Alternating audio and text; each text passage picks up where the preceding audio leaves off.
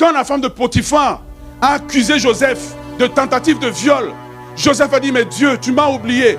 Dieu dit, je suis en train de faire une œuvre que tu ne sais pas. Je te fais avancer par un problème que j'ai créé dans le problème de ta vie. Quand il est arrivé en prison, et il arrive en prison, il va solutionner un rêve. Et il pense que c'est par là que Dieu va le faire. Dieu dit, j'ai des méthodes que tu ne connais pas. Je te fais avancer par les méthodes des problèmes. Je crée des problèmes dans tes problèmes pour solutionner tes problèmes. Et alors, à un moment donné, Dieu dit, Joseph dit, mais je suis épuisé, je ne sais pas comment je vais m'en sortir. Dieu dit, ne t'inquiète pas. Je vais créer un problème dans ton problème pour solutionner le problème de quelqu'un. Comme ça, dans le problème, je t'élève.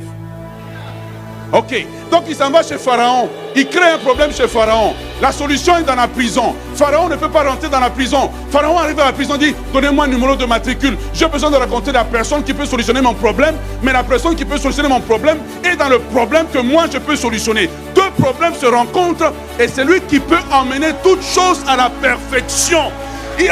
Il a des méthodes que l'œil humain ne peut pas voir. Il a des façons de faire que je ne peux pas calculer. Il y a des calculs des hommes, mais il y a les calculs de Dieu. Il y a les méthodes des hommes, mais il y a les méthodes de Dieu. Ce que tu appelles un problème, Dieu l'appelle un escalier. Ce que tu appelles un problème, Dieu l'appelle un ascenseur. Ce que tu appelles un problème, Dieu l'appelle une porte. Ce que tu appelles un problème, ce que tu appelles une prison, Dieu l'appelle la porte de sortie. Tu vois le problème quand Dieu te fait la promesse? Il ne montre pas ta date d'expiration au diable. Le diable travaille, mais il ne sait pas qu'il est en train de t'ouvrir des portes.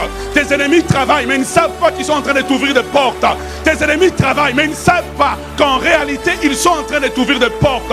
Tu n'as pas encore expiré. Tu n'es pas encore fini. Tu n'es pas encore usé. Tu n'es pas encore fatigué. Tu n'es pas encore fatigué. Dieu n'a pas encore dit le dernier mot sur la citadelle. Dieu n'a pas encore dit le dernier mot sur ta vie. Dieu n'a pas encore dit le dernier mot sur tes circonstances.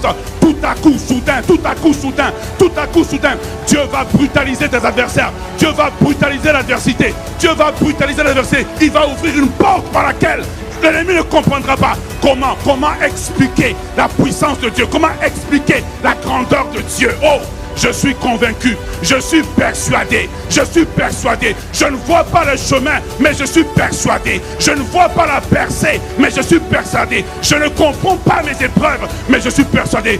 Tu sais pourquoi je suis persuadé? Parce que derrière moi, il y a celui, l'Éternel des armées, l'Éternel puissant dans les combats, le vaillant héros, le lion de